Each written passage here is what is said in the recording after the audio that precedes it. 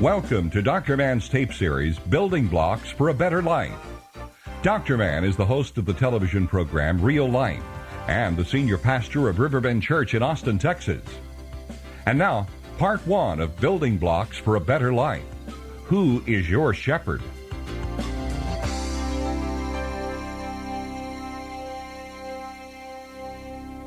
I got a letter from a lady and said, throughout your series of favorite passages in the Bible, you skipped David entirely. You just went right on by David to Job. Why did you skip David? I thought you liked David. And I said, David's one of my heroes, but I think the best way to understand David is to read his Psalms. You get a picture of the inside of David, what made him tick, by reading his Psalms. And today, we're going to read a psalm that is really David's theme song in his youth. It's the psalm that's read most often at funerals. And what is it? Psalm 23, right. Should not be read at funerals. Oh, it's all right if you want to read it at your funeral. I don't care what they read at my funeral. I ain't going to be there anyway. But this should be read at commencement. In the 23rd Psalm are the basic building blocks of a successful life. It contains all of the keys of David's immense success. If you're a young person wanting to know how to build a meaningful life, or if you're a middle-aged person or somebody past that like me who wants to start building a meaningful life after trying for so many years, the 23rd Psalm has all the basic building blocks. Let's read it together. I translated this out of the Hebrew, so it's not like your Bible. The Lord is my shepherd. I have everything inside of me that I want. He tells me where to eat in green pastures. He tells me where to drink fresh pools of water. He gives me new strength. He tells me the paths that I should walk to keep his promises. Yea, even though I pass through the valley of the shadow of death, I will not be afraid. Thou art with me. Your shepherd's rod and staff keep me safe. You prepare a banquet for me where all of my enemies can come and watch me have fun. You fill my cup to the brim so it runs over. I know that your goodness and love will be with me all of my life, and your house will be my house for as long as I live. Is the Lord your shepherd? Who is your shepherd? Americans don't like that question, because if you have a shepherd, that means you're a what? Yeah, sheep, and we're individualists. And every commencement exercise I ever went to had William Ernest Hensley's, I am the master of my fate, I am the captain of my soul, which is not true. Everybody has a shepherd. Everybody has something or someone or some symbol that they stake their ultimate security on. As I look across the landscape of America, I can see the 23rd Psalm in several renditions. Wall Street is my shepherd, money. The Pentagon is my shepherd, power. The government is my shepherd, welfare. Aerobics is my shepherd, God help us. Madonna is my shepherd. Or the commercial, I want to be like Mike. Michael Jordan is my shepherd. Jim Beam is my shepherd. I see some of that. But I suppose the most popular shepherd in America today is I am my shepherd.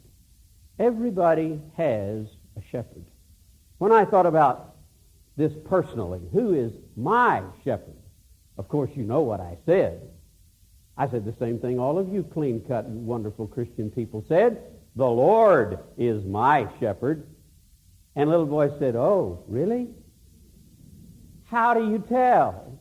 How do you know the Lord is your shepherd? And the 23rd Psalm gives you 4 ways you can check it out. Gives me 4 ways to tell whether God really, really, really is my shepherd. First, I check my wannabe. Do I want to be me, or do I want to be somebody else? I spent most of my life wanting to be somebody else. You should have heard me preach when I was 20 years old. I tried to emulate Billy Graham. I wanted to be Billy Graham. I didn't want to be me. There are many people running around spending their lives wanting to be somebody else. And when you want to be somebody else, what you're saying to God is, God, you made a big mistake when you made me. You don't know what in the fat you're doing, God. When you made me, you committed a big error. If you look at David's life, he says, because the Lord is my shepherd, and the King James says, I shall not want. What it really says is, I don't want to be anybody but who he created me to be. Now that's a theme that I use all the time. If the Lord is my shepherd, I want to be me. I believe in excellence, but I believe excellence is being the best me I can be, not being somebody else, not beating somebody else. I was in a supermarket the other day, and I ran into a lady whom I admire greatly. She's bright. She's always at ease, whether she's with presidents or paupers. She always has the right word. She's very active in social causes and good Christian causes and all the good stuff. She's a wonderful mother, a wonderful homemaker. She's just an ideal person. And I ran into her in the supermarket, and she said, come over here behind the lettuce with me. I want to ask you a question. I want to tell you something. So I went over there, and she said, not long ago, you asked who we wanted to be more than anything else. And you said, if I want to be anybody but me, then I've got the whole Christian message messed up. And she said, that hit me right in the quick. She said, I have spent all my life wanting to be like my sister. My sister is shy. She doesn't overcommit herself. She keeps everything balanced. She doesn't, speak when she shouldn't speak. And my whole life I've wanted to be like my sister, and I've had a real deep grudge in my heart that I love my sister, but that I couldn't be like her. And she said, you taught me that when God made me, he made me to be me, and it's okay to be me. Now, I know the sister. You want to know what? The sister spent her life wanting to be like the sister. David, the secret of his great success was he never tried to copy anybody. When it came time to fight the giant, Saul said, here, take my armor. And David said, I'm not an armor man, I'm a slingshot man. He wouldn't copy his brothers. He wouldn't copy the king, the prophets that came before him. David was committed to being who he was. Because the Lord is my shepherd, I am glad to be me. I check my want to be. The second thing I check to tell whether the Lord is really my shepherd is my diet. Not what I eat, but what I consume mentally and emotionally. What I allow into the feeling level of my life and the mental level of my life. David says, because the Lord is my shepherd, I eat what he wants me to eat, and I drink where he wants me to drink, and I walk where he wants me to walk. For David, good stuff was God's stuff. He consumed God's stuff. Lois and I just got back from celebrating our 35th wedding anniversary on our little island down in the Caribbean. Nobody's inhabited it yet, and we get out there, and it's just coconuts and us and the surf and some sandflies, and it's a wonderful place. And we go down there every year to get away, and we were 10 days without television. It was in the middle of the Super Bowl week. We were without television, and the first day I had withdrawal symptoms. And I read a book, and the second day I read 2 books, and in 10 days I read 12 books, and I ran out of books, and I started borrowing books to read. And I came to realize, that the mind is a computer, and the old saying, garbage in, garbage out, is profoundly true.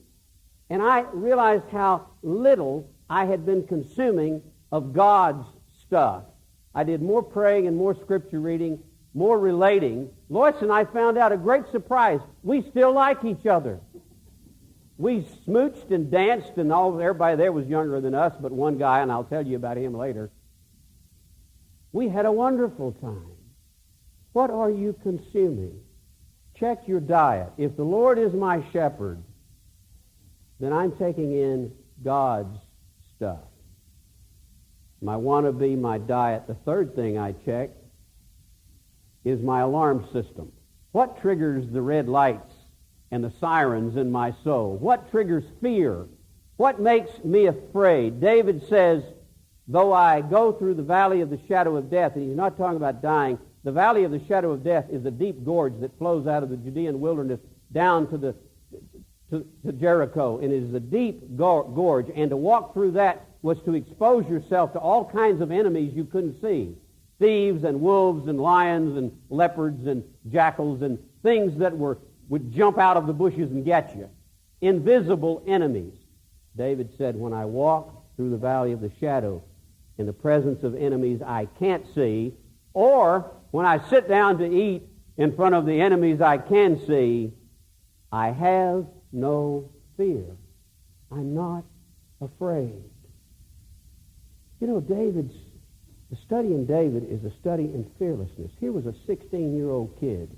A giant had the whole army of Israel intimidated, and this 16-year-old boy leaves his own lines and goes down through the valley of Elah and climbs up and challenges the giant and kills him, and he's never afraid. And even in his darkest hour of disgrace, when he's committed adultery and murder and everything else, he's not afraid of God's mercy. What was the secret of David's fearlessness? I would like to be that brave, wouldn't you? Well, it's right there in the Psalm. Why is he not afraid? Because thou art with me. God was not an it to David. He was a thou. Thou art with me.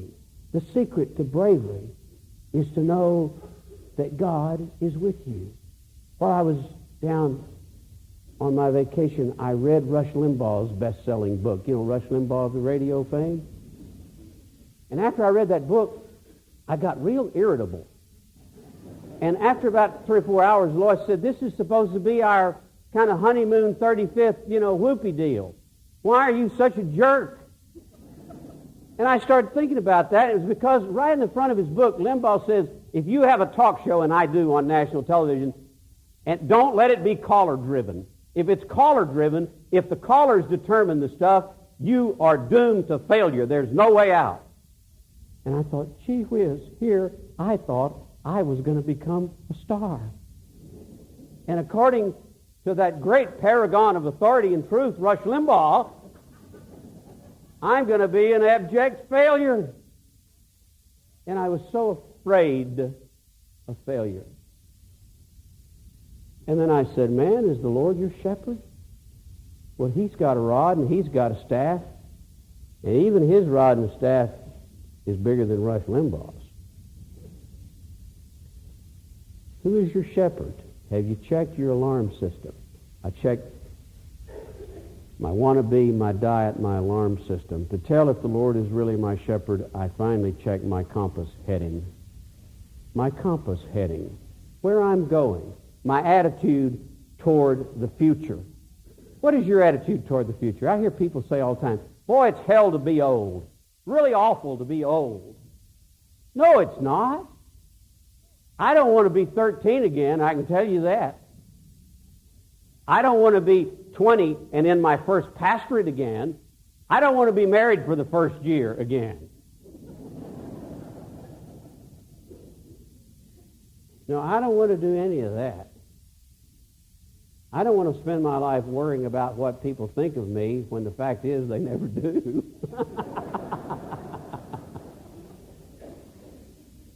One of David's great strengths was that he always looked forward to the future and welcomed it. He always was headed due west, 270 degrees, toward the sunset of his life. He finishes that great psalm by saying, I know, the King James says, surely, but it says, I know that your goodness, God's goodness and mercy will be with me all the days of my life, and God's house will be my house forever. David, no matter what, always aimed westward. There was one other guy there our age. He showed up with a wife in her early 20s, and she was gorgeous. And the first day, they scuba dived, and they jogged, and they played tennis, and they waded, and they fished, and they windsurfed, and they did that for 2 days, and he had gold stuff all over him, had claws and rings, and she had stuff. And on the third day, she skin dived. To This guy was a bit more wide in the girth, and he was laid up. And my beautiful wife, who never criticizes but analyzes, said, "There's a guy who's trying to sail eastward." There are a lot of us trying to sail eastward in our lives, folks. If the Lord is my shepherd, I'm not afraid to sail westward. The first person I ever saw die was my grandfather. He was 80 years old. I was 8 years old. My grandfather trailed cattle from Texas to Kansas in the great cattle drives of the 1880s. He was a young man, and he loved that, and he told me stories, and all of the Louis L'Amour romantic stuff in Hollywood and everything I heard about firsthand. My grandfather was actually a trail driver of cattle when he was a teenager. When he was very old, he had a stroke and had been comatose for several weeks. And my father and I were sitting by his bed, and he came out of his coma. He awakened and very feebly pointed to the billfold on his lampstand.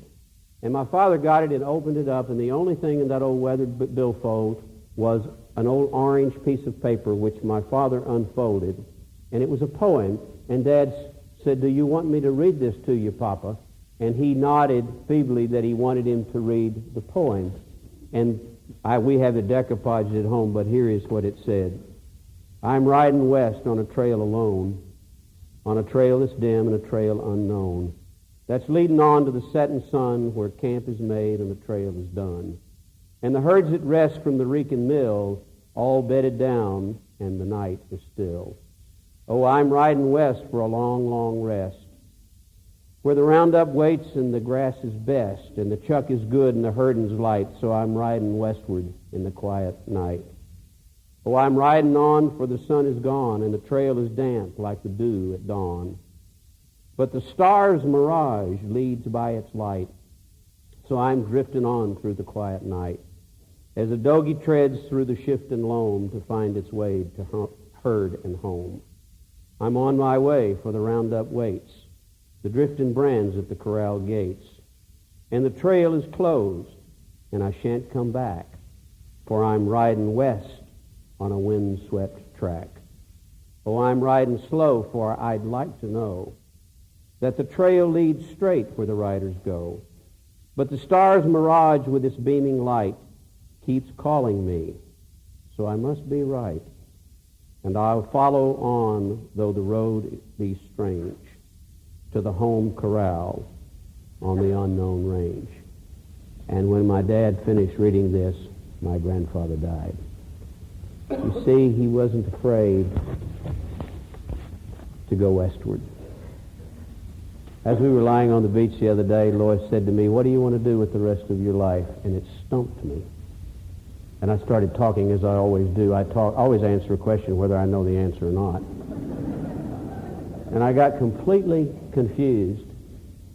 And this morning, about daylight, I came up with the answer. What do I want to do with the rest of my life? Whatever he wants. I just want to make sure that I'm headed due west toward the future. I think the best of this nation, the best of this world, the best of your life is yet to come if you're not afraid to sail due west. It takes faith to do that. It takes a shepherd. Who is your shepherd?